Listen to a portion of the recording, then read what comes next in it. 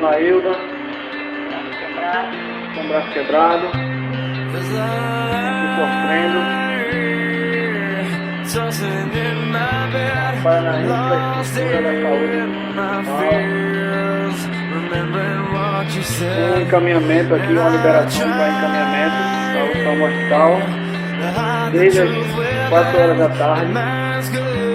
São exatamente, nesse momento, são exatamente 8h10.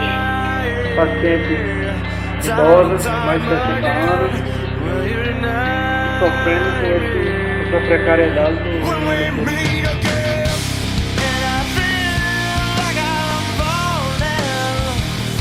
a ambulância parada e o paciente sofrendo.